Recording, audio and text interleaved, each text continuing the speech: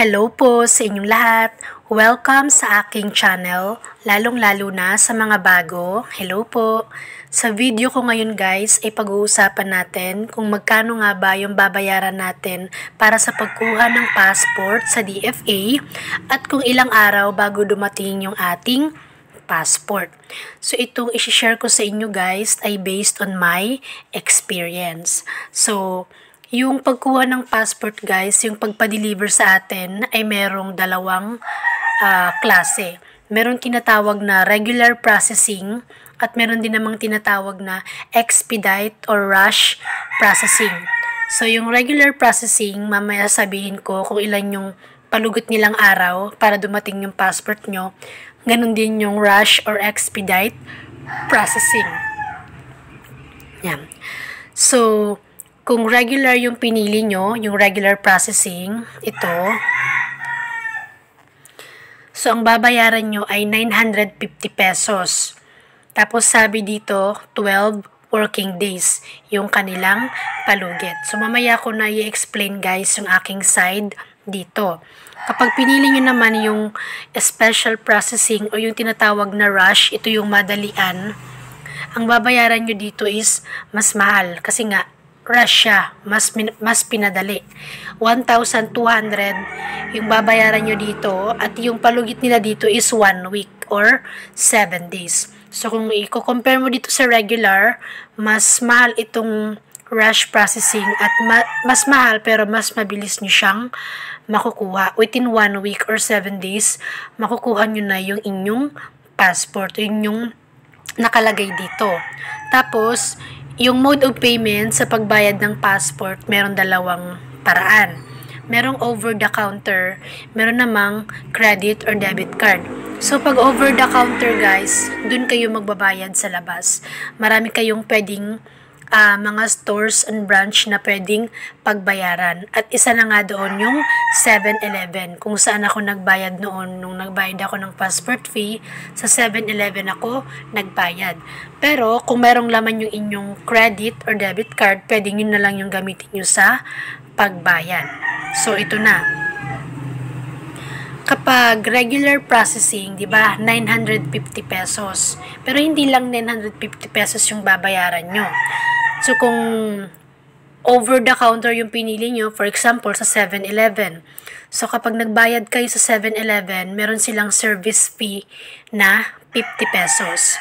So, 950 pesos sa passport fee, 50 pesos sa kanilang service fee, bali 1,000 pesos yung babayaran nyo sa 7-Eleven. Tapos, meron pa yung additional pagpunta nyo sa DFA. Kasi in my case, dun sa DFA site kung saan ako nakaschedule, yung last counter nila doon ay LBC counter.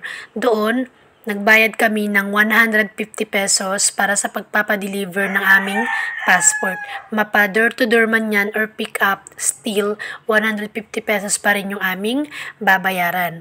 So yung pinili ko noon guys is itong regular processing. Bali yung lahat ng binayaran ko ay 1,150 pesos. So ayan po guys yung binayaran ko noon.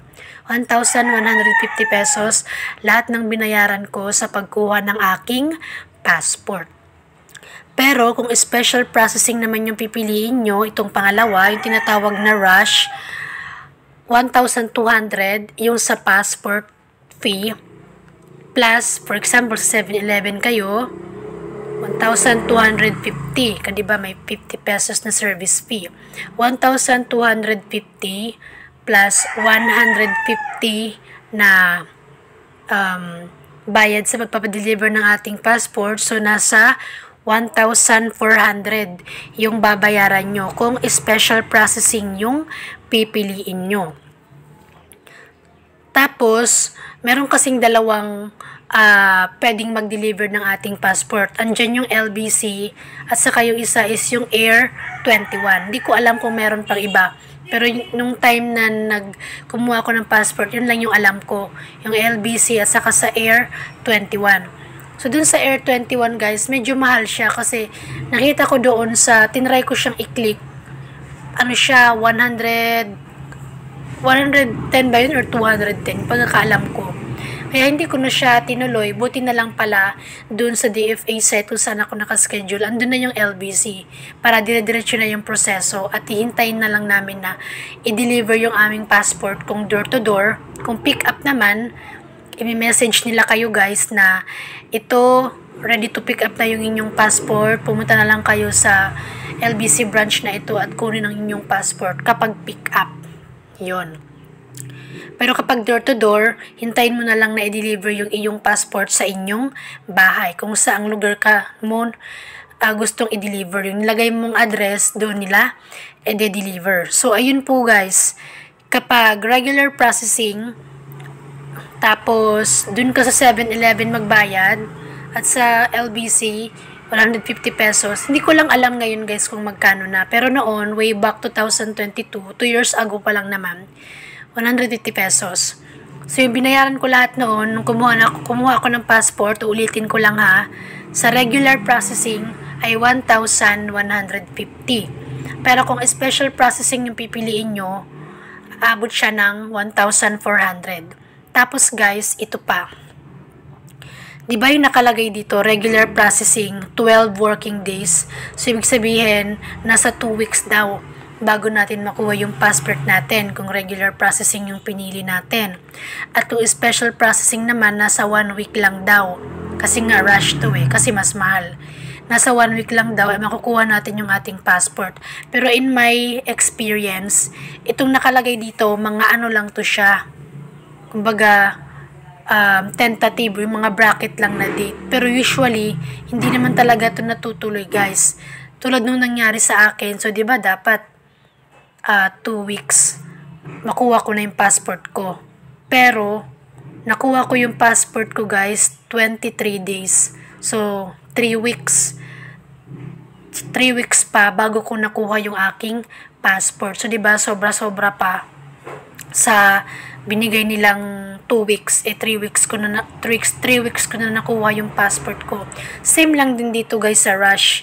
So, 1 week yung sabi nila, pero wag kayong ma-expect na pagka 1 week ay marireceive nyo talaga kasi minsan hindi talaga yan natutuloy. Baka abot pa yan ng 2 weeks or 3 weeks din. Kasi yung mga date dito guys, usually hindi yan natutuloy, nakadepende sa lugar nyo, kung saan kayo, kung medyo malayo yung lugar nyo, tapos hindi nila mahanap kaagad, yun yung isang reason kung bakit natatagalan. Tapos, depende rin sa panahon, kung masama yung panahon, then sa sitwasyon. Kaya hindi natutuloy. Kaya ang isasuggest ko sa inyo guys, kung hindi naman kayo nagmamadali, piliin nyo na lang yung regular processing.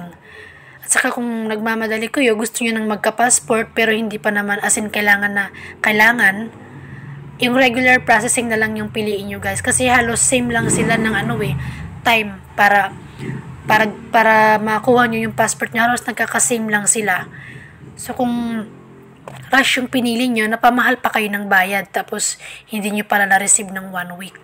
So yun yung may advice ko sa inyo guys. Regular processing na lang yung piliin nyo. At maghintay na lang kayo. For sure naman, hindi aabot ng 1 buwan ay makukuha nyo na yung inyong passport. So, ayun lamang guys, yung aking video sa ngayon. Yung regular processing na passport, 950. Yung rush na processing is 1,200. And then, yung mga nakalagay dito na date, hindi naman yan usually natutuloy. Depende sa lugar nyo, sa panahon, at sitwasyon. So, ayun lamang guys, yung aking mai-share sa inyo ngayon. I hope na after nyo ito mapanood ay nagkaroon kayo ng idea tungkol dito. So, yung sa 1,200 pala, dun sa rush, 950 yung passport fee, tapos meron pa silang 50 na convenience fee for transaction. Tapos yung 250 pa nila is para sa PRF fee. Hindi ko alam kung ano yan. Kaya naging siya, 1,200. Tapos, doon naman sa mga nagpa-appoint ng schedule na naka-group appointment, yung pagbayad nila ng passport fee is individual pa rin. Bawa, 5 kayo. Pagbayad nyo ng passport fee, isa-isa kayong magbabayad. Hindi pwedeng isahan lang na bayad. Isa-isa pa rin kayong magbabayad kasi isa-isa kayong bibigyan ni DFA ng reference number. ganun din, isa-isa din kayong bibigyan ni DFA ng confirmation email after nyo magbayad. Okay? So, ayun lamang guys, yung aking video sa ngayon. Ito pa pala guys, dapat pag nagpa-appoint kayo ng schedule sa DFA, dapat hindi pa mag 24 hours, dapat hindi pa mag isang araw, ay mabayaran nyo na yung inyong passport fee. Kasi, kung lumagpas ng isang araw at hindi nyo pa nabayaran yung inyong passport fee, mag-i-expire yung slot na yan, makakancel yung appointment na yan at magpapa-book na naman kayo ng panibago. 24 hours lang yung palugit nila. Kaya dapat hindi pa mag 24 hours, bayaran nyo na yung inyong passport fee. Ayan. Tapos, yung passport fee guys, hindi yan nare-refund. Mag-cancel man kayo ng appointment, hindi nyo na mababawi yung binayad nyong passport fee kay DFA. Kasi nandun na yun eh.